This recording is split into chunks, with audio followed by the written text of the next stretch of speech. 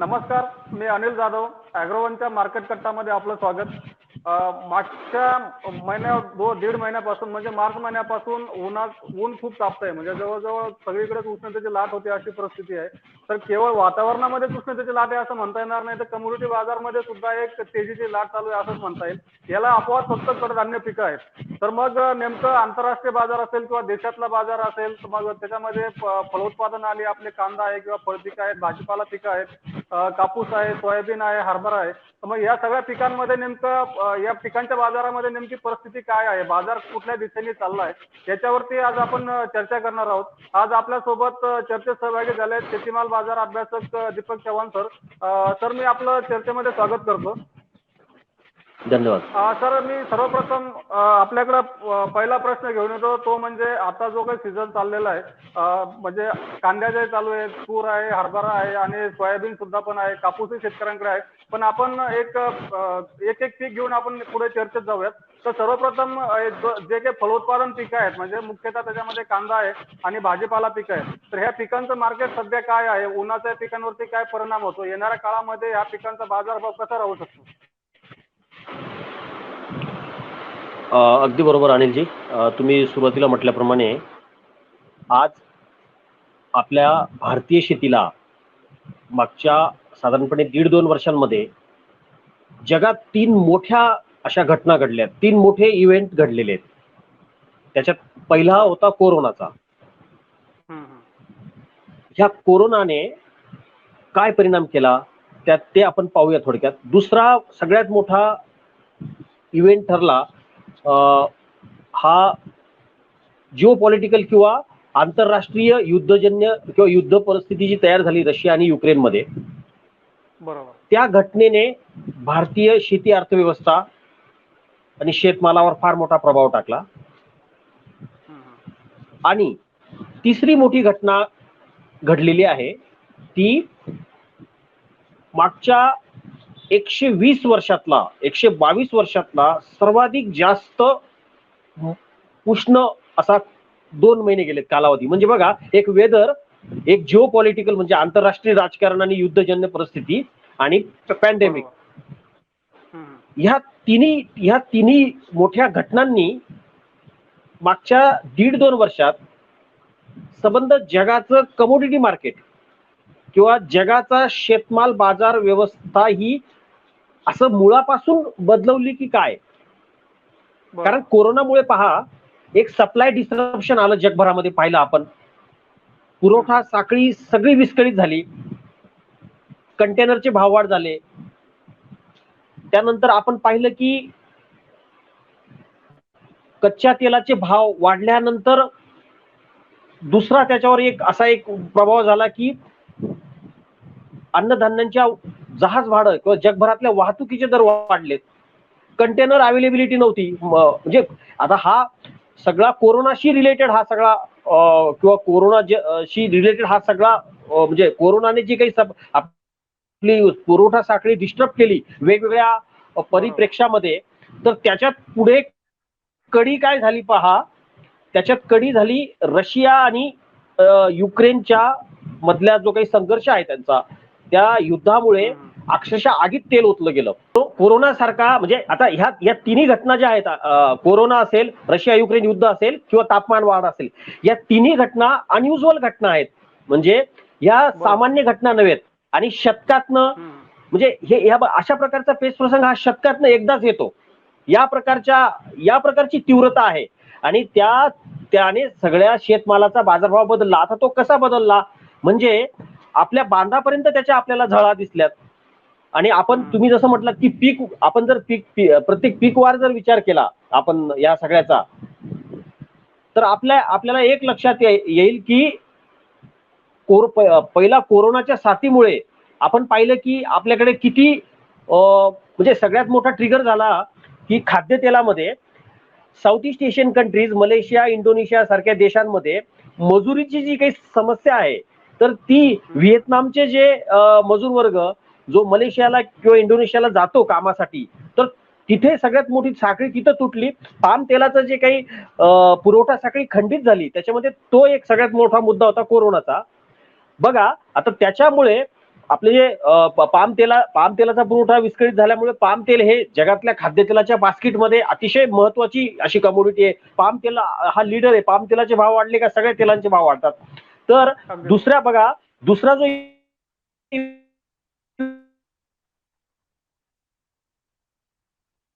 Event आपण चर्चा केली तर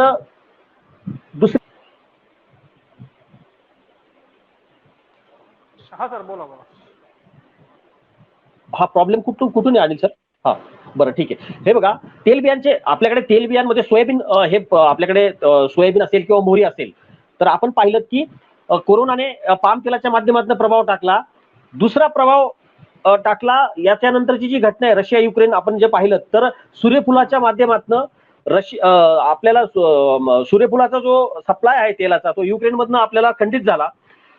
तिथे तो प्रभाव आपल्याला पडलेला दिसतोय सूर्यफुलावर. आणि तुम्हाला माहिती आहे की दक्षिण अमेरिकेमध्ये जे सोयाबीन उत्पादनाचं जे एस्टिमेट होतं 14 कोटी टनाचं ते 12 कोटी टनापर्यंत तिथल्या वेदर समस्यांमुळे झालेलं आहे. म्हणजे सोयाबीनला ह्या तिन्ही घटनांनी कशा प्रकारे बाधित केलेला आहे आणि सोयाबीनचे बाजारभाव वाढण्यामध्ये ह्या तिन्ही घटना कशा कारणीभूत आहेत हे आपण सर्वप्रथम सोयाबीन सारख्या किंवा तेलबिया पिकांचं जे बास्केट आहे त्याच्यामधनं आपण समजून घेतलं. आणि यामध्ये एक आणखीन याला फोडणी अशी आहे की कच्च्या तेलाचे भाव वाढल्यामुळे या सगळ्यांचा परिणाम या तिन्ही घटनांचा परिणाम परत कच्च्या तेलावर झाला आहे. आणि कच्चं तेल आणि खाद्यतेल हे एकमेकांशी परस्पर पूरक आहेत. कारण बरोबर जैव इंधनाचं बायोडिझेलचं रूपांतर खाद्यतेलाचं रूपांतर हे बायोडिझेल मध्ये मोठ्या प्रमाणावर केलं जातं. आणि कच्च्या तेलाचे भाव वाढल्यामुळे ती पॅरिटी त्याला आली. आणि ह्या अशा सगळ्या घटनांचा परिपाक म्हणून सोयाबीन असेल सूर्यफूल असेल यांचे जे बाजारभाव आपल्याला 19-20च्या तुलनेत चांगले वधारलेले दिसत आहेत त्यामागे या तीन मोठ्या घटनांचा आणि या तिन्ही घटना आपण प्रत्येक पिकाला थोड्याफार फरकाने लागू आहेत. जसं आता तुम्हाला गव्हाचं आणि मक्याचं पण उदाहरण सेम आहे.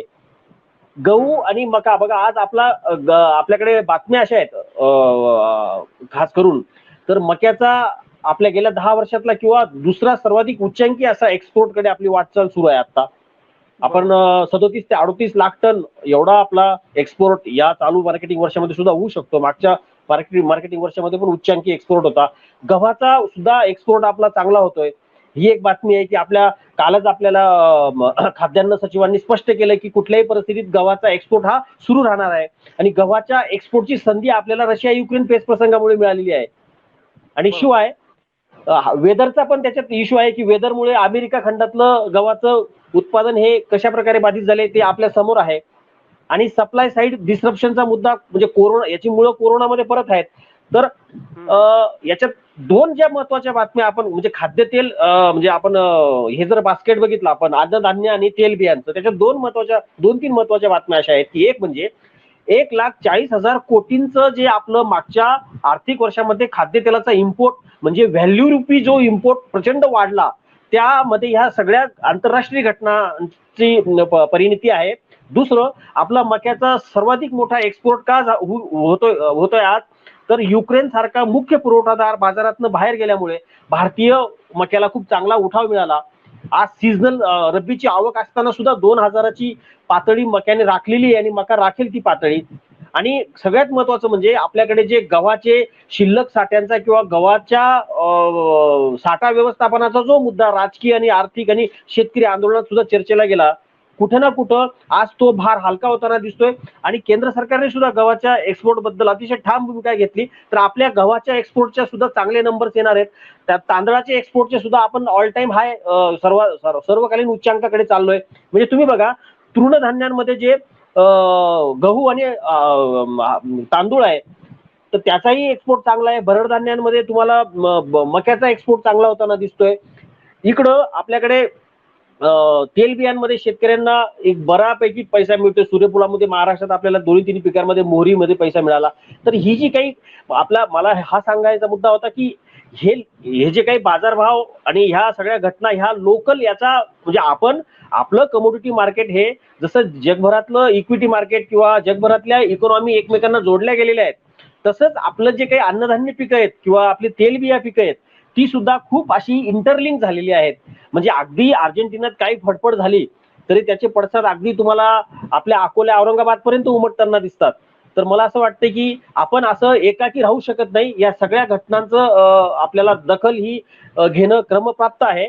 आणि या निमित्ताने मला असं वाटतं की ह्या अन्नधान्य असेल किंवा भरड धान्य असेल, ह्या यांचं उत्पादन पण आपल्याकडे सर्वकालीन उत्पादन आहे, सर्वकालीन एक्सपोर्ट होण्याचं आपल्याकडे संकेत मिळत आहेत. आणि पुढच्या खरीपामध्ये सुद्धा किंवा आणखीन पुढच्या रबीमध्ये सुद्धा या पिकांकडे शेतकऱ्यांचा मला असं वाटते की एक कल दिसणं हे स्वाभाविकपणे आता दिसतंय.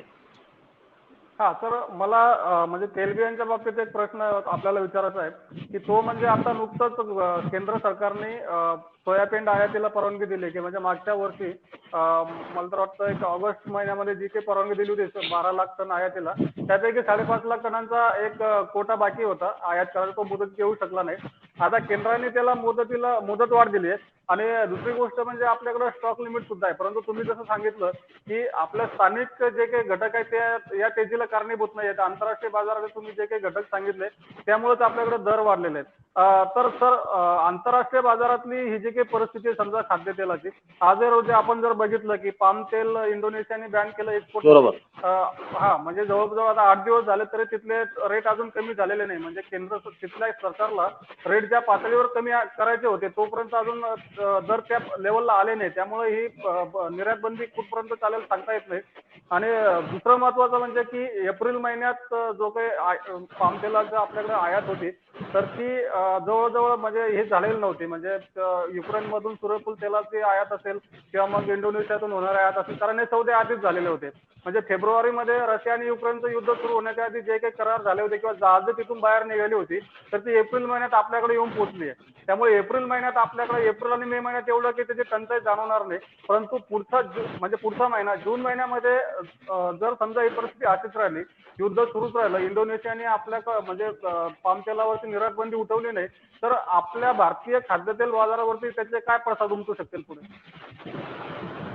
आपल्याला खाद्यतेल इंडस्ट्रीकडनं जी काही माहिती मिळालेली आहे ती माहिती अशी आहे की इंडोनेशिया हा जास्त काळ एक्सपोर्ट बंद चालू शकत नाही. कारण समजा तो देश 20 लाख टन समजा जर एक्सपोर्ट करतोय दरमहा, तर त्या केसमध्ये त्या देशाकडे एवढा मोठा निर्यात सरप्लस किंवा निर्यात आधिक्य ठेवण्यासाठीची जी जागा लागते ती जागा त्या देशाकडे नाही आहे. आणि दुसरा मुद्दा असा की तो देश, त्या देशाचं जे उत्पन्न आहे तर जवळपास $650 पर टन एवढं त्यांनी टॅक्स लावलेला आहे त्या पाम तेलाच्या कच्च्या पाम तेलाच्या निर्यातीवर. तर $3 बिलियन महिन्याचं उत्पन्न त्यांचं बुडू शकतं.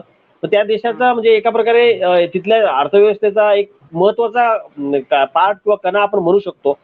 तर हे जास्त काळ ते रोखू शकत नाही. आणि इंडस्ट्रीतल्या लोकांचं असं म्हणणं आहे किंवा ओव्हरऑल तिथल्याही लोकांचं असं म्हणणं आहे की साधारणपणे 15 दिवस, 3 आठवडे किंवा महिनाभरात तिथला निर्यात ही पाम तेलाची सुरळीत होऊ शकेल. कारण त्यांच्याकडे लॉजिस्टिक किंवा त्यांच्याकडे रखरखावचे प्रॉब्लेम आहेत मुळात. म्हणजे ते कुठे ठेवणार एवढं तेल, हा त्यांचा. आणि आपल्याला माहिती आहे की जगामध्ये 50% पाम तेलाचं उत्पादन हे इंडोनेशियात होतं आणि त्यातलं ते मोस्टली निर्यात करतात आणि आपलीही आयात त्यांच्याकडनं जास्ती आहे. तर हा मुद्दा तिथे मला असं वाटतं अल्पकालीन आहे. आणि तुम्ही म्हटल्याप्रमाणे आपल्याकडे जी काही पाईपलाईन आहे खाद्यतेल पुरवठ्याची, त्याच्यामध्ये तुम्ही म्हटल्याप्रमाणे 2 महिन्याची आपल्याकडे व्यवस्था आहे. त्यामुळे हा विषय आणि पॉलिटिकल किंवा राजकीय दृष्ट्या पण चालली चर्चा आणि मला असं वाटतं की हा सॉल्व्ह होऊ शकतो. आणखी तुम्ही एका बातमी जी आपल्या सगळ्या शेतकरी मित्रांना माहिती आहे की त्या लक्ष वेधलं तर ती बातमी होती की ही जी काही 5.5 लाख टन DOCचा जो इम्पोर्ट आहे तर हा इम्पोर्ट आज अशी परिस्थिती आहे की इम्पोर्ट पेक्षा आपली लोकल DOCचे भाव त्याच्या समकक्ष किंवा कमी आहेत. तर इम्पोर्टची पॅरिटी नाही, कारण 16.5% ड्युटी आहे त्या इम्पोर्टसाठी. जे म्हणजे इम्पोर्ट होईल असं जरी इंडस्ट्रीतले लोक म्हणत असले तरी आज आपल्याला कागदावर असं दिसतंय की एवढी मोठी आयात करायला म्हणजे इम्पोर्टेड माल 57,000 पर टनाला आणि डोमेस्टिक बाजार भाव आपल्या त्यापेक्षा 2,000 पर टनाने कमी आहेत, समजा 55,000 पर टन आहेत. तर हा मुद्दा मला असं वाटतं की सगळ्या शेतकरी मित्रांनी लक्षात घेतलं पाहिजे. बऱ्याचदा मला हे मान्य आहे की पॉलिसी हा बाजारभाव ठरवण्यामध्ये फार मोठा घटक असतो, पण ती पॉलिसी प्रत्यक्षात कागदावरची पॉलिसी प्रत्यक्षात ग्राउंडवर यशस्वी होईल याची काही गॅरंटी नसेल. जसं पाम तेलाचं उदाहरण आपण पाहिलं, तोच मुद्दा आपल्या डीओसीला पण लागू होतो. मला असं वाटतं की फार काही काळजी करू नये.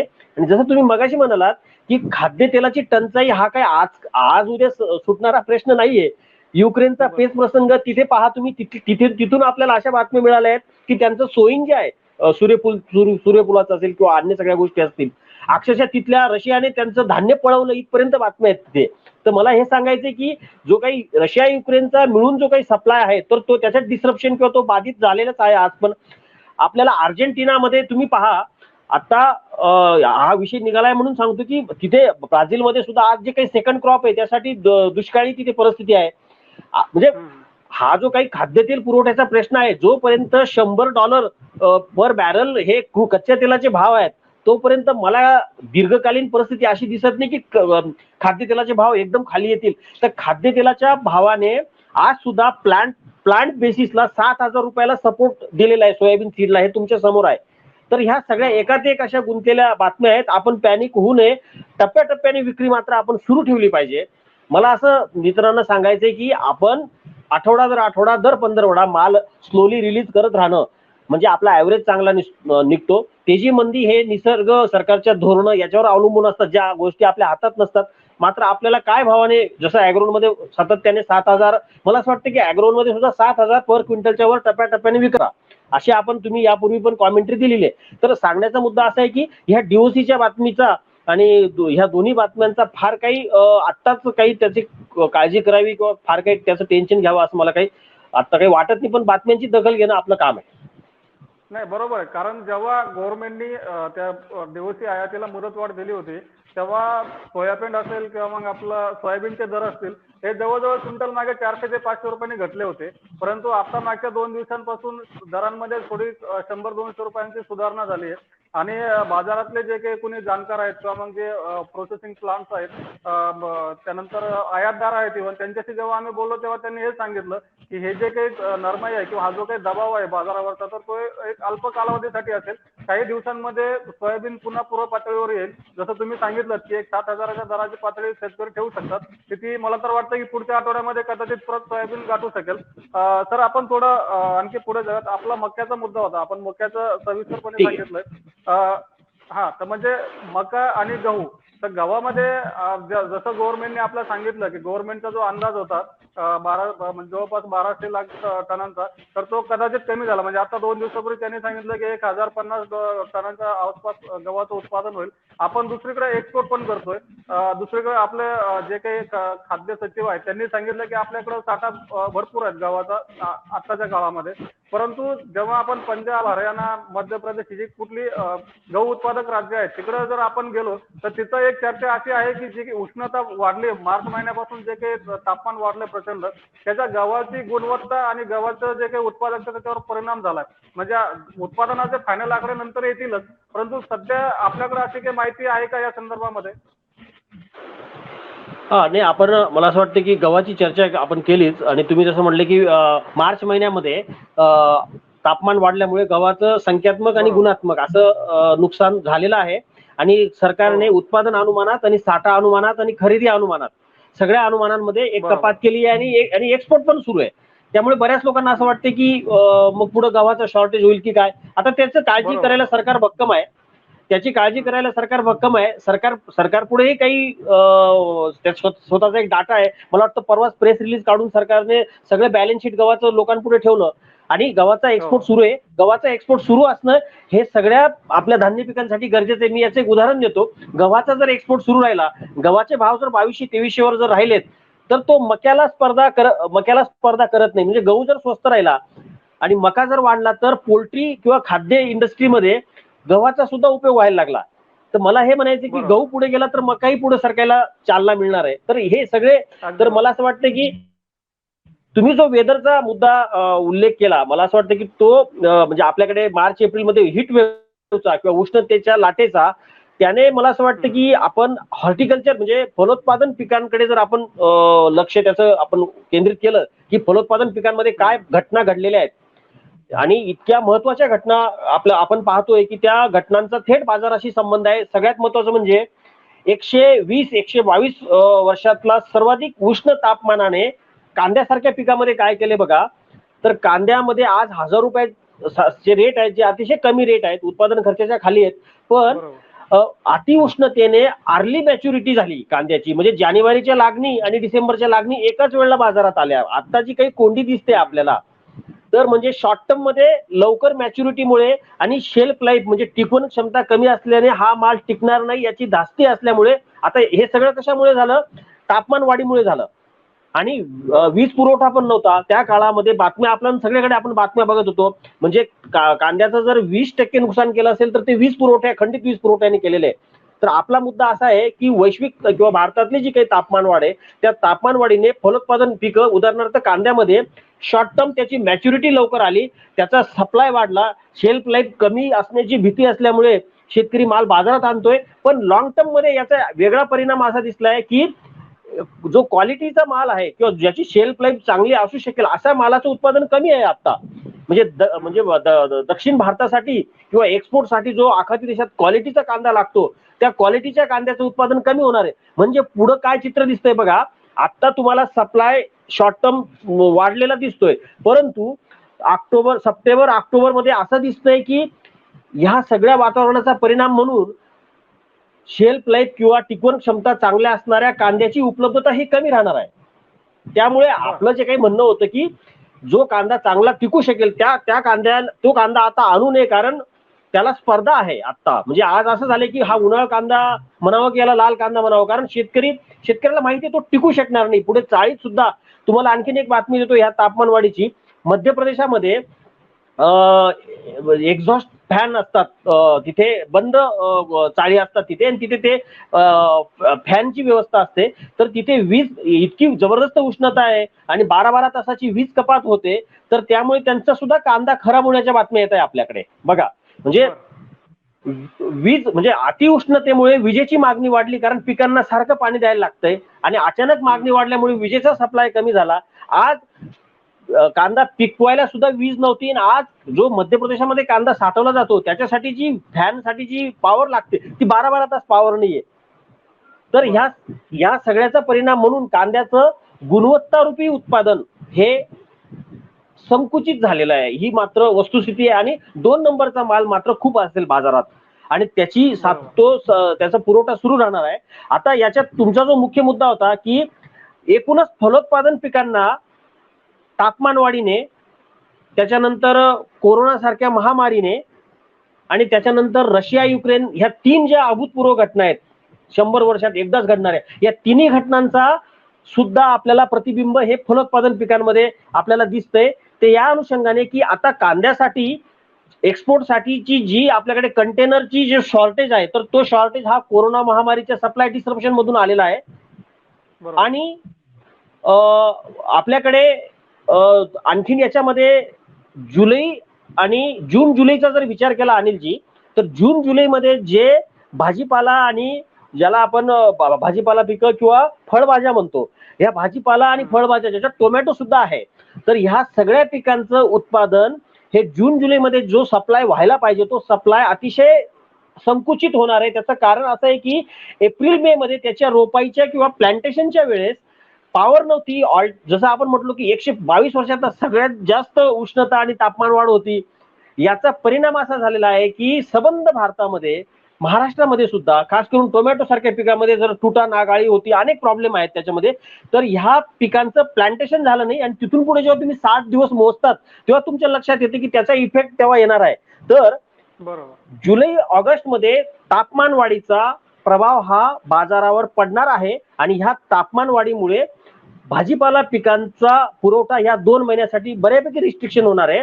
आणि याच्यात आणखीन मी तुम्हाला एक ऍड करेल की आपण नेहमी महागाईच्या बातम्या, तथाकथित महागाईच्या बातम्या आपण बघतो की मागची 2 वर्ष भाजीपाला पिकांमध्ये शेतकऱ्यांना पैसा मिळाला नाही. त्याचं कारण कोरोना प्रतिबंधामुळे होरेका सेगमेंट बंद होतं, आणि त्यामुळे खूप भाजीपाल्याला अडचणी आल्या, आणि ती जी मंदी चालली, जर आपल्याकडे जर आपण आकडे बघितले तर आपल्याकडे दर महागाईचे जे काही आकडे जारी केले जातात त्याच्यात भाजीपाला हा डिफ्लेशन मध्ये तुम्हाला ऍव्हरेज दिसेल मागची 2 वर्ष. आणि ह्या 2 वर्ष पैसा न मिळाल्यामुळे ह्या वर्षी शेतकरी भाजीपाल्याकडे कमी आहेत. हा पण एक मुद्दा आपण इथं लक्षात घेतला पाहिजे. म्हणजे बघा, म्हणजे इथे सुद्धा कोरोनाचा मुद्दा कसा आपल्याकडे रिलेट होतो, हीट वेव्हचा मुद्दा कसा रिलेट होतो. तर हे 3 घटनांच्या परिप्रेक्ष्यातनं मला असं वाटतं की भाजीपाला पिकं मध्ये ही अडचण आहे देशभरामध्ये. आपल्याला पुढे सप्लायला प्रॉब्लेम येणार आहे, खास करून टोमॅटो आणि अन्य जी काही फळभाज्या किंवा पालेभाज्या आहेत त्यांच्यामध्ये आपल्याला अडचणी दिसत आहे. मला असं वाटतं की कडधान्य पिकांचं तुम्ही स्वतः चांगलं ट्रॅक करतात कडधान्य पिकांमध्ये. तर कडधान्य पिकांचा म्हणजे आपण पहिल्या टप्प्यात भरड धान्यांची चर्चा केली, तेलबियांची चर्चा केली, आता फलोत्पादन पिकांची चर्चा करतोय आपण. फलोत्पादन पिकांमध्ये खूप विस्तीर्ण अशी मोठी श्रेणी आहे, त्याच्यात खूप वेगवेगळ्या बातम्या आपल्याला दिसत आहे. पण मला असं वाटतं की कडधान्य हे सर्वसामान्य आणि शेवटच्या शेतकऱ्याचे असं क्रॉप आहे. तर त्यातली आत्ताची जी काही परिस्थिती आहे त्याच्यात आत्ता ज्या काही तुम्ही बातम्या बघितल्या एवढ्या काही दिवसात, तर त्याविषयी तुम्ही जरा प्रकाश टाकावा.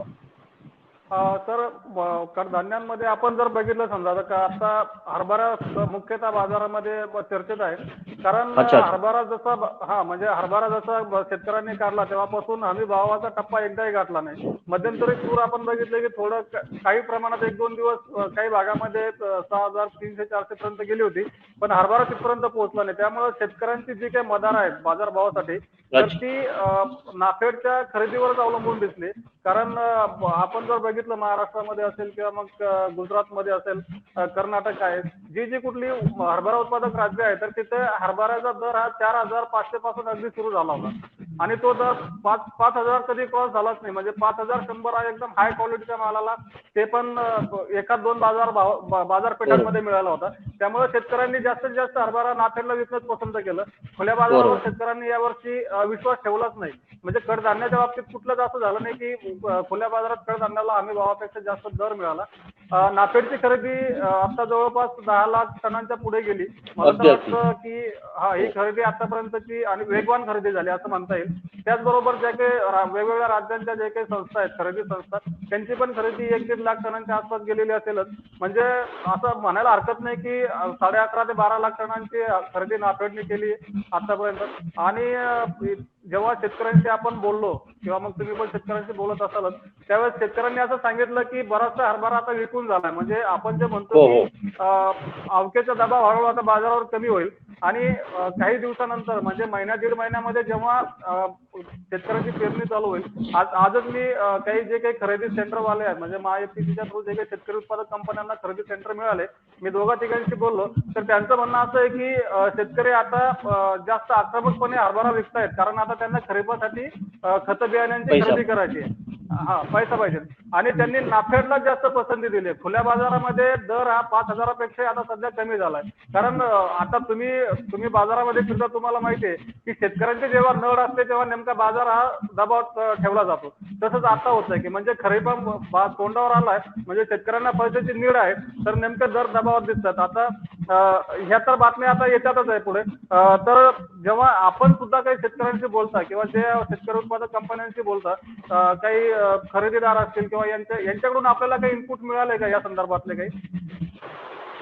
आता ही जी नरमाई आहे कडधान्यांच्या म्हणजे मसूर जर सोडला तर मूग असेल, उडीद असेल, हरभरा असेल आणि तूर असेल. आणि महाराष्ट्रासाठी हरभरा हे लीडर क्रॉप आहे कडधान्य पॉकेटमध्ये. आणि महाराष्ट्रासाठी तूर आणि हरभऱ्याचं किती महत्व आहे आपल्याकडे आकडेच आहेत की महाराष्ट्राचा प्रमुख रब्बी क्रॉप आहे. जे महत्व सोयाबीन कॉटनचं खरीपामध्ये तेवढंच महत्व आता रबीमध्ये 27 ते 28 लाख हेक्टर म्हणजे आपलं अर्ध्याहून जास्त रब्बी हा हरभऱ्याखाली वळता होतोय. आणि आज सगळ्यात जास्त सप्लाय हा देशामध्ये महाराष्ट्रातनच होतोय. तरी सुद्धा महाराष्ट्र आता खरेदीमध्ये तर गुजरात थोडा पुढे गेलेला आहे. तुम्ही जी बातमी सांगितली आता तुम्ही जी बातमी सांगितली की 10 लाख टन खरेदी होणं ही खरोखर चांगली बातमी आहे. आणि तुम्ही जो इशारा केला की ह्या 10 लाख टन खरेदीमुळे फार मोठा सप्लाय हा नाफेडकडे वळता झालेला आहे आणि अजून 10 लाख टन खरेदी नाफेड करू शकतं. त्यामुळे जो काही खाजगी स्टॉकिस्ट बाजारात नव्हता तर त्या स्टॉकिस्टची भूमिका नाफेड भरून काढत असल्यामुळे हरभऱ्यामध्ये तर आपल्याला अपेक्षा थोडीशी बाजारभाव वधारण्याची जून पासून अपेक्षा आहे. कारण आता जो काही एक्सेस सप्लाय बाजारात येत होता तर तो तुम्ही राईटली म्हटलात की शेतकऱ्यांनी पण खूप माल विकला. आणि ज्या वेळेला खरं म्हणजे खाजगी स्टॉकिस्ट का बाजारात नाही आता हे आपल्या सगळ्यांना माहिती आहे. स्टॉक बंदी आहे, वायद्यावर निर्बंध आहेत, कडधान्यांच्या मुक्त आयाती सुरू आहेत आणि आज आपण डाळींचे भाव जर बघितले, सगळ्या पाची डाळींचे भाव बघितले तर 2012-13च्या पातळीवर म्हणजे 10 वर्षांच्या निचांकी पातळीवर आज बाजारभाव आहेत, किंवा 14-15च्या उच्चांकी बाजारभावावरनं 50% आज आपण खाली आहोत आणि आपली प्रोडक्शन कॉस्ट ही 100% वाढलेली आहे. तर डाळ उत्पादक शेतकऱ्यांसाठी खूप वाईट परिस्थिती आज चाललेली आहे असं मला म्हणायचं की म्हणजे जे अंड्यामध्ये विशेष असं आहे की याचे खूप इंटरलिंक आहेत या गोष्टी. अंड जर स्वस्त असलं तर डाळींना पण उठाव मिळत नाही आणि आंब्याचे दिवस आहेत परत, म्हणजे हे असं त्याच्यात आहे गणित परत. तर जी परिस्थिती लेअर मध्ये अंडी उत्पादकांची चाललेली आहे तशीच व्हेज प्रोटीन पुरवणाऱ्या डाळींमध्ये पण अतिशय खराब चित्र आहे. सरकारने हा जो प्रोग्राम आहे तुरीमध्ये सुद्धा अग्रेसिव्हली अजून त्याला एक्सटेंड करायला पाहिजे. आता राजस्थानमध्ये हरभऱ्यासाठी एक्सटेन्शन मिळालंय. मला असं वाटतं की तुरीसाठी सुद्धा थोडंफार एक्सटेन्शन देऊन 6,300 आणि इकडं 5,200च्या वर बाजारभाव कसे राहतील ही काळजी राज्य आणि केंद्र सरकारने घेतली पाहिजे. कारण हरभरा एकूणच कडधान्य उत्पादकांचं फार मोठं नुकसान होतंय आणि ते पॉलिसीमुळे पण होतंय. आणि तुम्ही बघा यावर्षी आपल्याकडे तापमान वाढीने खरं म्हणजे आज तुम्ही हरभऱ्यात गावागावात तुम्ही कुठेही विचारलं तर हरभऱ्याचं सुद्धा उत्पादन हेक्टरी कमी झालेलं आहे आणि तुरीमध्ये सुद्धा हेक्टरी उत्पादकता आपली कमी झालेली आहे. आणि याचाही संबंध शेवटी ह्या तापमानवाढीशी किंवा अनियमित जास्त पाऊसमानाशी बुरशीजन्य रोगांशी आहे. म्हणजे वेदर रिलेटेड आहे. म्हणजे वेदर हवामानाने पण मारलं, पॉलिसीने पण मारलं. बातमी अशी आपल्याकडे आपण मागेच बघितली की पुढच्या मार्च एंड पर्यंत तूर आणि आपली उडदाची मुक्त आयात ही सुरू राहणार आहे. कुठं ना कुठं बाजारावर याचा सायकोलॉजिकल मानसशास्त्रीय दबाव पडतो अशा सगळ्या गोष्टींचा. मला असं वाटतं की ह्या लेवलवर जर काम झालं तर नक्की डाळींचं मार्केट हे थोडंसं आपल्याला थोडंसं सुधारण्याकडे दिसू शकेल. आणि मला असं दिसतंय की पुढचा जो कल आहे शेतकऱ्यांचा, जो तुम्ही विचारले की जो कल कसा बदलतोय, तुम्ही बघा पावसाळी कांद्याऐवजी शेतकरी म्हणजे चित्रदुर्ग असेल किंवा आपल्याकडे चांदवड असेल किंवा आपल्याकडे अलवर असेल किंवा खंडवा असेल, ह्या सगळीकडनं जे रिपोर्ट येत आहे म्हणजे अगदी स्पॉट रिपोर्ट तिथले असे येत आहे. आपले काही शेतकरी मित्र चित्रदुर्गला जाऊन आले, जे बियाणे उत्पादक कंपन्या आहेत, शेतकरी कंपन्या, त्यांनी तिथे जाऊन स्वतः सर्वे केलेला. तर 50% डिमांड जवळजवळ कमी होती बियाण्याला. आणि हे कशामुळे की मागची सलग 2 वर्ष खरीप क्रॉप कांद्याचं वाईप आउट होतं किंवा ते खराब होते अति पावसामुळे, बुरशीजन्य आजारांमुळे.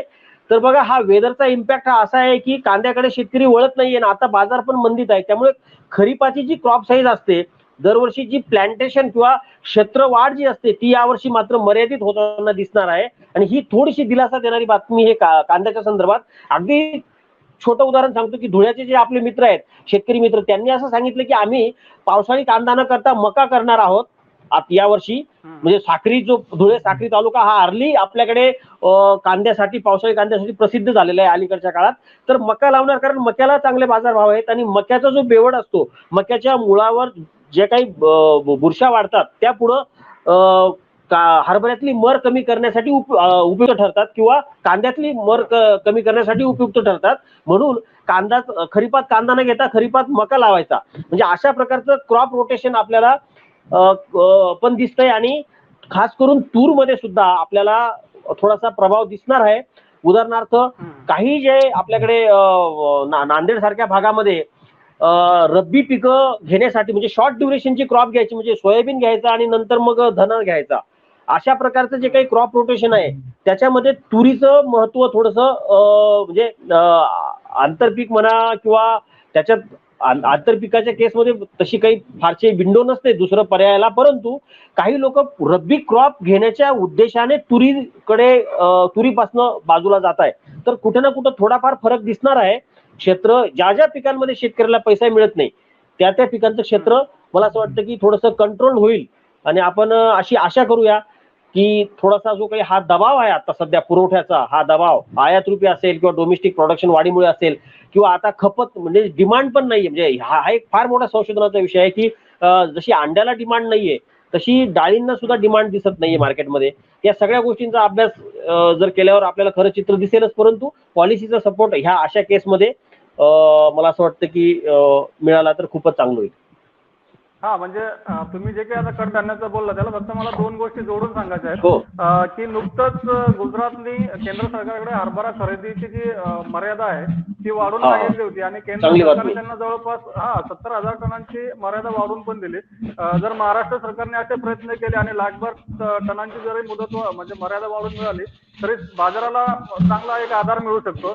आणि दुसरं म्हणजे जे काही डिमांडची जो काही मुद्दा आला आपल्या इथं पुढे तर जेव्हा आपण म्हणजे यांच्याशी जो प्रोसेसर्स आहेत दाल मिलर्स आहेत किंवा मग विक्रेते आहेत यांच्याशी बोलल्यानंतर तर त्यांनी एक मुद्दा असा मांडला की म्हणजे मला तुमच्याकडून ते म्हणजे कन्फर्मेशन जाणून घ्यायचं. त्यांनी असं सांगितलं की तुरीला केंद्र सरकारने मार्च 2023 पर्यंत मुदतवाढ दिली म्हणजे पुढच्या वर्षभर जवळपास तूर आपल्याकडे आयात होणार आहे. हरभऱ्याचं पण असं आहे की सरकारने सांगितलं की आमच्याकडे विक्रमी जवळपास 130 लाख टनांचं उत्पादन होईल परंतु उद्योगाला ते मान्य नाही. उद्योगाचं म्हणणं असं की 90-95 लाख टनांच्या पेक्षाही कमी आपल्याकडे उत्पादन होऊ शकतं. परंतु उद्योगाने हे सांगितलं की हे दोन्ही जे पिकं आहेत म्हणजे आयात होणारे तूर असेल जरी तुरीचं उत्पादन कमी झालं तरी तूर आयात होऊ शकते. म्हणजे मागच्या वर्षी म्हणजे 2021-22 मध्ये जो मार्च महिन्यामध्ये संपलाय आता त्याच्यामध्ये जवळजवळ काही लोकांचं असं म्हणणं आहे की 9.5 ते 10 लाख टन तूर आयात झाली असावी आणि पुढच्या वर्षी सुद्धा तेवढीच होऊ शकते. हा म्हणजे एकच आपल्याकडे तेवढा माल येणार आहे तर मग त्यांचं म्हणणं असं आहे की आम्ही आत्ताच जर बाजारातून चढ्या दराने खरेदी केली आणि उद्या जर आयातीचा लोंढा मोठा आला तर त्याच्यामध्ये आमचा लॉस होऊ शकतो. त्यामुळे आम्ही हात राखून खरेदी करतोय बाजारामध्ये आणि जो आमच्याकडे साठा आहे त्या साठ्यातली तूर आम्ही आता बाहेर काढतोय.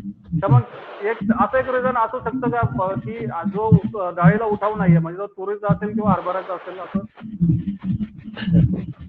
नाही खरं म्हणजे हा एकदम नेमकं बोट ठेवलंय कारण आपल्याकडे 27 लाख हेक्टर हरभरा असेल किंवा 12 ते 13 लाख हेक्टर तूर असेल. तुम्ही जे म्हणालात की व्यापारी का घाबरताय हरभऱ्यावर जी स्टॉक बंदी गव्हर्नमेंटने सगळे रिपोर्ट मागवले वायदे बंद केले यामुळे झालं असं की आता गव्हर्नमेंटच्या या कंप्लायन्समुळे जे नुकसान झालं स्टॉकिस्टचं तर एक स्टॉकिस्ट मला वैजापूरमध्ये असं म्हणाला की मी कानाला खडा लावलेला आहे माझ्या मुलाला पण सांगेल की स्टॉक करू नको बाबा हरभऱ्याचा कधी. तर ही चांगली बातमी नाही आहे आपल्यासाठी. मला असं म्हणायचं तुम्ही जो ज्या गोष्टीकडे लक्ष वेधताय व्यापारी आज तूर जास्तीची तूर घ्यायला का घाबरतोय शेवटी व्यापारी खरेदीत उतरल्याशिवाय कुठल्याही पिकामध्ये तेजी येत नाही. तर मला हे म्हणायचं की जे मुक्त आयातीचं धोरणाशी तुम्ही जो हा मुद्दा जोडला तुरीच्या खरेदीच्या व्यापारी खरेदी वाढत नाहीये तर तो म्हणून पॉलिसीवर काम करणं गरजेचं आहे. या संदर्भात एक इंटरेस्टिंग गोष्ट अशी की आजच आपल्याकडे टांझानियातनं ॲव्होकाडो नावाचं जे काही एक्झॉटिक फळ आहे ते आलेलं आहे. म्हणजे टांझानियाने आफ्रिकन देशांमधनं आपण तूर पण घेतो हरभराही घेतो सोयाबीन सुद्धा लिस्ट डेव्हलप कंट्री म्हणून तिकडनं आपल्याला मिळतंय. आता भाजीपाला पिकं सुद्धा म्हणजे आता भाजीपाला पिकं पण यायला लागली म्हणजे मोझांबिक मला.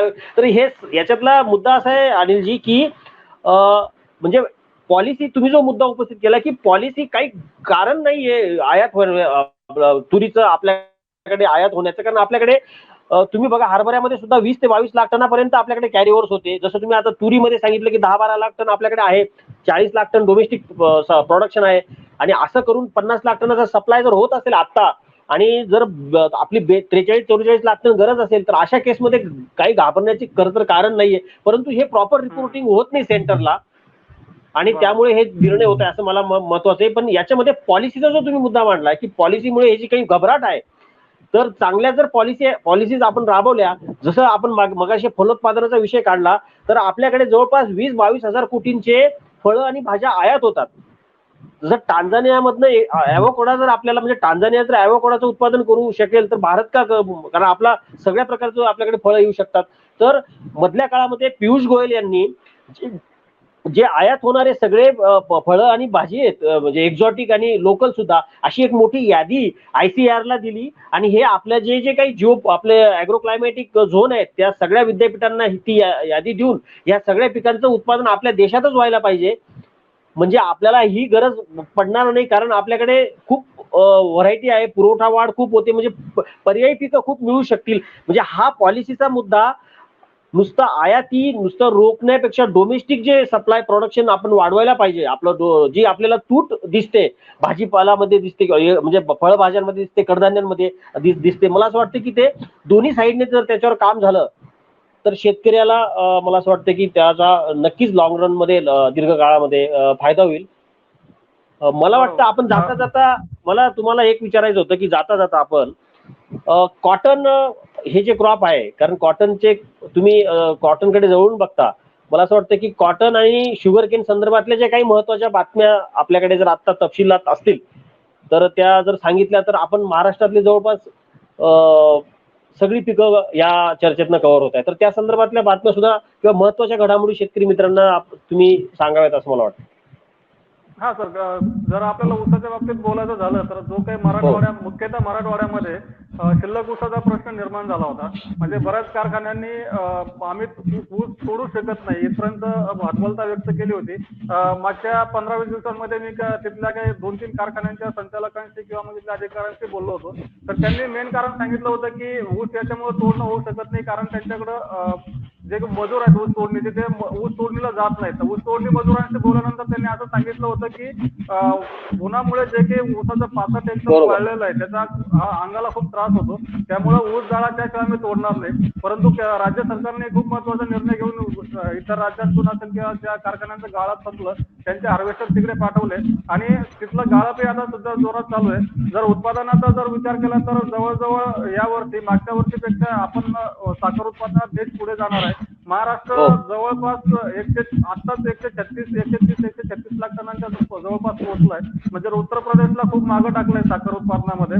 आणि दिलासादायक गोष्ट अशी आहे की आंतरराष्ट्रीय बाजारात साखरेचे दर सुद्धा टिकून आहेत. म्हणजे आपल्याकडून जे काही आता साखरेची निर्यात होते, अलीकडेच इस्माचे जे हे आहेत संचालक आहेत ननावरे सर, त्यांच्याशी बोलणं झालं. त्यांनी आता सांगितलं की जवळजवळ 40 लाख टनांचे निर्यातीसाठी करार झालेले आहेत ऑलरेडी आणि त्यातले 11-12 लाख टन साखर ही निर्यात झालेली आहे.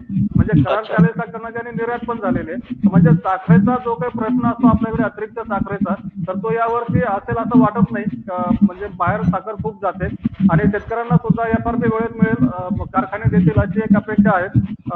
आणि महत्वाचं म्हणजे जर कापसाबाबत जे काही रिपोर्ट आले थोड्या दिवसामध्ये, तर जेव्हा पण आम्ही कापड उद्योग असेल, जिनिंग असेल किंवा मग सूतगिरणी असेल यांच्याशी बोललो, तर तेव्हा त्यांनी असं सांगितलं की हा जो हंगाम चालू आहे आपला की म्हणजे खरीप 2021 मधला जो कापूस उत्पादन आहे तर ते 300 लाख गाठींपेक्षा सुद्धा कमी असू शकतं. परंतु जे CAI cotton association of India आहे त्यांनी सांगितलंय की 130 लाख टनांच्या लाख गाठी असू शकतात.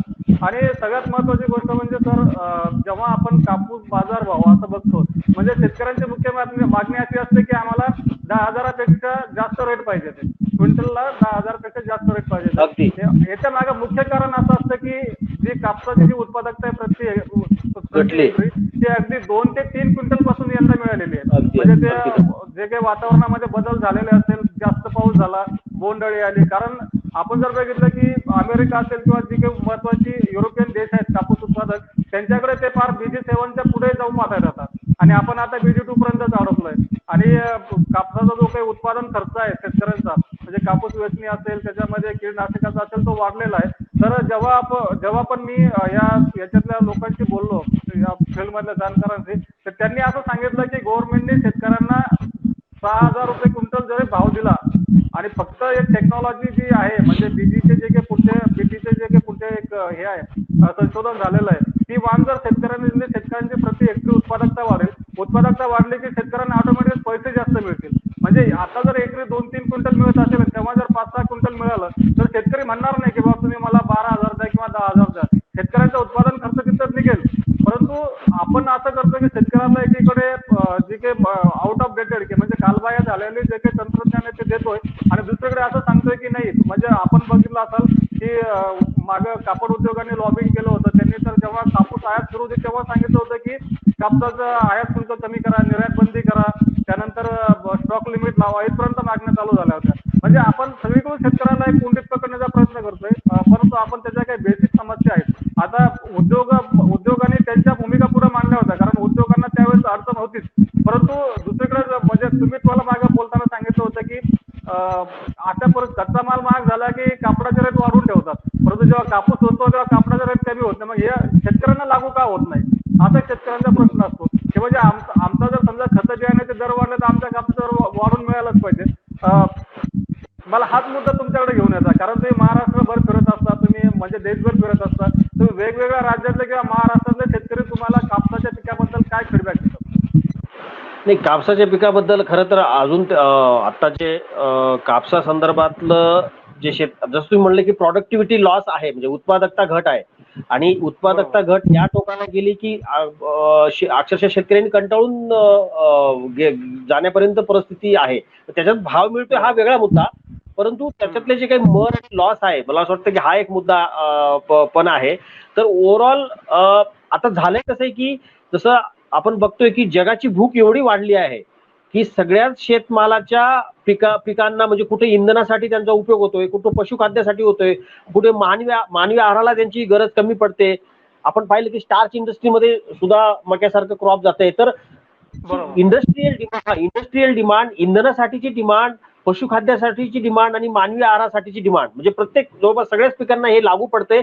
आज जगाची वाढती लोकसंख्या, भारताची वाढती लोकसंख्या याची गरज पूर्ण होईल की नाही इथपर्यंत भीती आपल्याला दिसते. आपण जेव्हा बॅलन्स शीट बघतो जगातल्या जे पिकांचं उत्पादन, मागणी आणि शिल्लक साठे, त्याच्यामध्ये उत्पादनाच्या तुलनेत मागणीचा आकडा हा जास्त राहतोय आणि उत्पादन हे कमी होताना दिसतंय. हे जवळपास सगळ्याच पिकांना लागू पडते आणि त्याचं प्रतिबिंब आपण तुम्ही म्हटल्याप्रमाणे बाजारभावात दिसतंय. ज्या पिकाला जास्त बाजारभाव मिळतोय, म्हणजे हे कपाशीला पण लागू पडतं, ज्या पिकाला जास्त बाजारभाव मिळतोय त्या पिकातला जास्तीचा पैसा शेतकरी हा त्या पिकाची गुणवत्ता, उत्पादकता म्हणजे त्या पिकातच खर्च करतोय. बघा, म्हणजे एखाद्या पिकाची प्रति हेक्टरी उत्पादकता केव्हा घटते? ज्या वेळेला शेतकऱ्याला त्या पिकातनं पैसे मिळत नाही. जेव्हा शेतकऱ्याच्या हाती सरप्लस पैसा येतो, शेतकरी तो सगळा पैसा गुंतवणूक करतो कुठं वॉटर बॉडीज म्हणजे विहीर, पाईपलाईन असेल त्यात. बघा तुम्ही त्या शेतकऱ्याला पैसा मिळाला का त्या पिकावरचा खर्च सुद्धा शेतकरी वाढवतो, म्हणजे परत तो जे इंडस्ट्रीलाच परत देतो ते पैसे खऱ्या अर्थाने तसं बघायला गेलं तर म्हणून उत्पादकता जर वाढवायची असेल, म्हणजे हा जो काही परिप्रेक्ष्य आपण पाहिला की जगाची भूक वाढते आणि सप्लाय कमी पडतोय, आणि तुम्ही म्हणाला की कॉटनचं एस्टिमेट शेवटपर्यंत कमी कमीच होत गेलं, मग ते वाढलंच नाही शेवटपर्यंत. तर हे जे व्हायला लागलं आहे, तर मला असं वाटतं की जर ह्या समस्येवर मात करायची आहे आणि महाराष्ट्र सगळ्या प्रमुख व्यापारी पिकांच्या प्रति हेक्टरी उत्पादकतेत जागतिक जाऊ द्या नॅशनल सरासरीच्या पण मागे आहे, आणि ही जर तुम्हाला तूट भरून काढायची असेल तर कॉटनचं त्यासाठी उदाहरण घ्यायचं असेल तर त्या पिकाला जास्त भाव मिळण्याबरोबरच त्या पिकासाठीचे जे चांगले बियाणं आहे, त्या पिकासाठीचे चांगल्या सिंचन सुविधा आहे, त्या पिकासाठीचं चांगलं जे इन्शुरन्सचं कव्हर आहे, पीक विम्याचं समजा चांगल्या पद्धतीने इम्प्लिमेंटेशन करून त्याला जो पीक कर्जाचा सपोर्ट पाहिजे, पीक कर्जाची मर्यादा वाढवायला पाहिजे. आज भाव वाढलेत सगळ्या पिकांचे आणि त्याचं उत्पादन खर्च वाढलाय आणि पीक कर्जाच्या मर्यादा तेवढ्याच राहिल्यात. तर मला असं वाटतं की असा चौफेर विचार करून मग त्याची साठा व्यवस्था, प्राथमिक प्रक्रिया अशा सगळ्या अंगांकडे जर बघितलं तर मला असं वाटतं की तुम्ही जे मांडणी केली मगाशी की शेतकऱ्याला त्याच्या घरात जास्त पैसा जाईल, नाहीतर मग 10,000चा रेट दिसून 2 क्विंटलच माल पिकतोय, म्हणजे हे आता सगळ्या पिकांना लागू झालेले. तुम्ही कांद्याची उत्पादकता या वर्षी अनिलजी म्हणजे हे जे कॉटन मध्ये कांद्याला पण लागू पडते, मला तुम्हाला हे सांगायचंय, ते कॉर्न म्हणजे मक्याला पण लागू पडते. ते कसं लागू पडते? कारण प्रति हेक्टरी उत्पादकता म्हणजे आपलं क्षेत्र, तुम्ही आता बातम्या देतात नेहमी क्षेत्र वाढतंय, पण प्रति हेक्टरी उत्पादकता ही निसंगी पातळीवर चालली गेलेली आहे. म्हणजे ह्या वर्षी कांद्याच्या बाबतीत, कॉटनच्या बाबतीत एक कॉमन समीकरण आहे आणि मक्याच्या बाबतीत सुद्धा की सोईंग एरिया म्हणजे पेरणी क्षेत्र सर्वकालीन उच्चांकावर आहे आणि उत्पादकता सर्वकालीन निच्चांकावर आहे, आणि महाराष्ट्राचा परफॉर्मन्स सगळ्यात खराब आहे आणि हे तुरीला सुद्धा लागू पडतंय.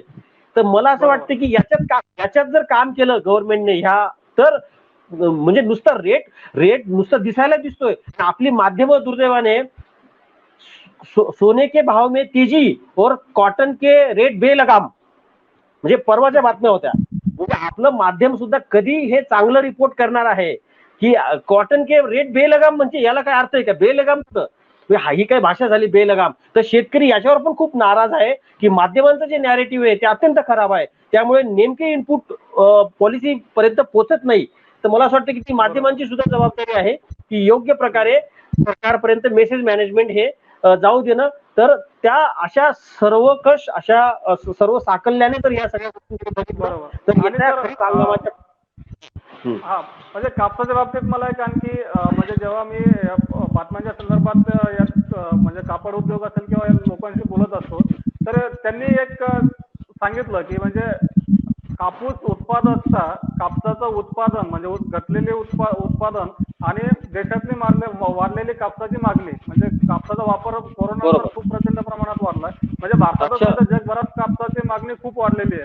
तर त्या जाणकारांनी असं सांगितलं की फक्त हाच हंगाम नाही तर पुढच्या हंगामामध्ये सुद्धा हीच परिस्थिती राहू शकते. अरे म्हणजे बाप. म्हणजे गव्हर्नमेंट काही म्हणत असलं की कापूस हा. 400 लाख गाठीपर्यंत उत्पादन जाईल.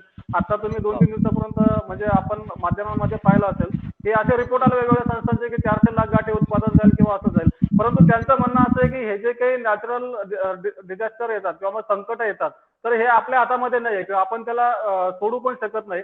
तर मग या परिस्थितीमध्ये उत्पादकता ही कमीच राहणार आहे की जोपर्यंत आपल्याकडे ऍडव्हान्स टेक्नॉलॉजी येत नाही तोपर्यंत. आंतरराष्ट्रीय बाजारामध्ये कापसाची मागणी ही वाढलेलीच असणार आहे. तर मग अशा परिस्थितीमध्ये भारतातून निर्यात तर वाढेलच शिवाय आपल्या इथं रेट सुद्धा तेजीत राहतील असा एक त्यांनी अंदाज व्यक्त केलेला आहे.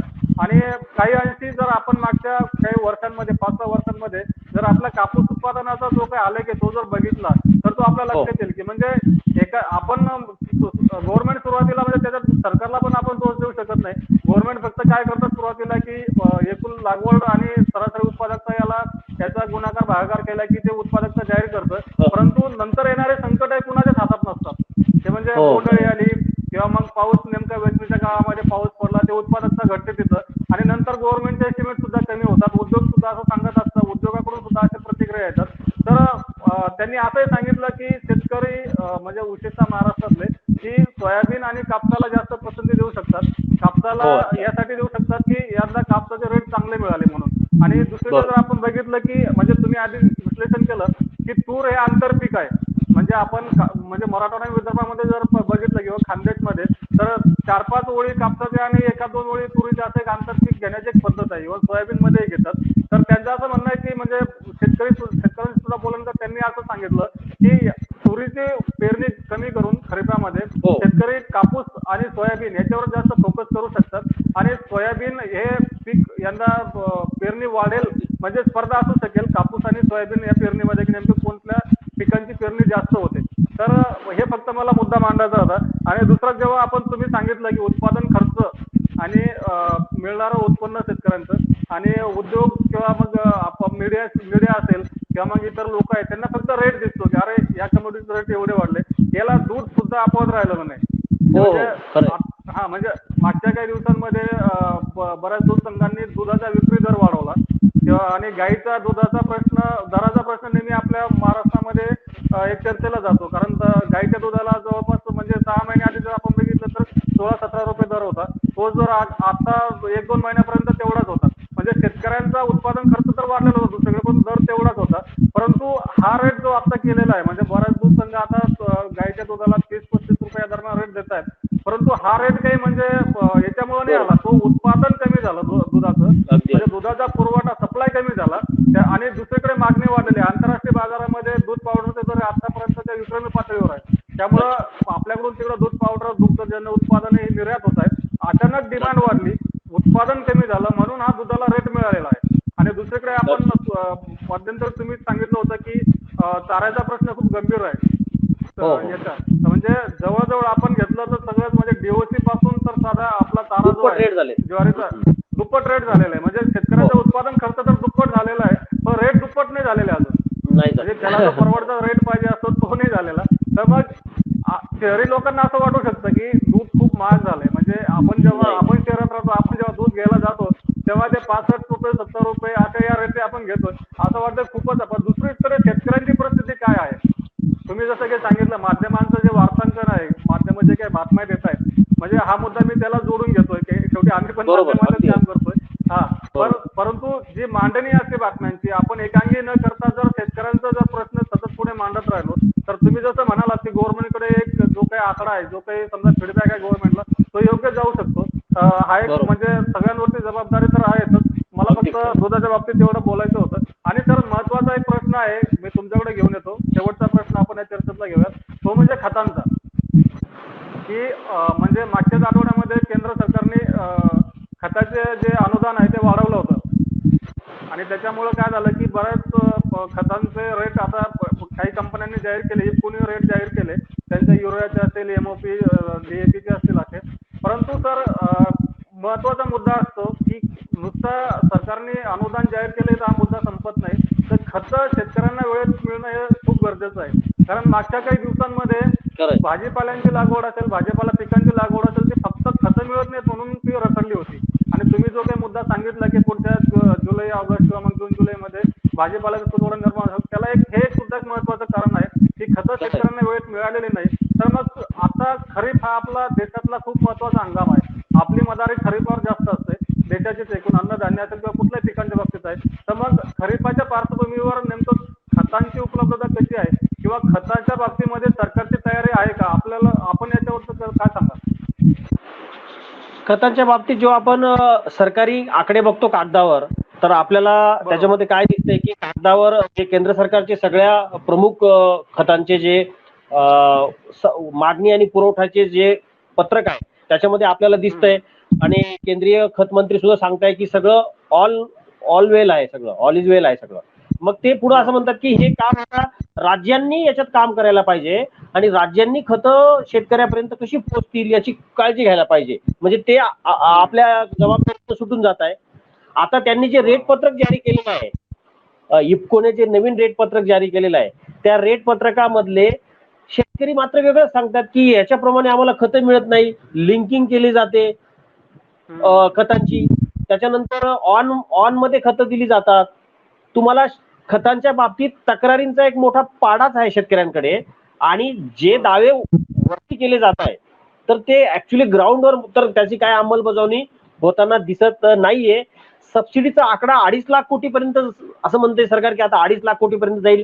खतांचे भाव वाढले हे आंतरराष्ट्रीय कारणांमुळे वाढले, आपल्याला माहिती आहे. तिथे हे दोन्ही घटक आहेत, रशिया युक्रेन म्हणजे राजकीय आंतरराष्ट्रीय राजकारण आहे, युद्धजन्य स्थिती आहे आणि परत त्याच्यामध्ये आपल्याकडे कोरोनाचा सप्लाय डिस्रप्शनचे पण मुद्दे आहेत. क्रूड ऑइलच्या प्राइसेस म्हणजे जे सगळ्या शेतमाल पिकांना लागू पडतं ते खतांना लागू पडतं. सरकारने आंतरराष्ट्रीय बाजारात भाव वाढले, त्याचा जो काही आकारमान सबसिडीत वाढले तर ते पूर्तता जरी सरकारने केली असेल तरी सुद्धा त्याचं वितरण आणि शेतकऱ्यांचा फीडबॅक याच्यामध्ये प्रचंड अंतर आहे, एवढं नक्की.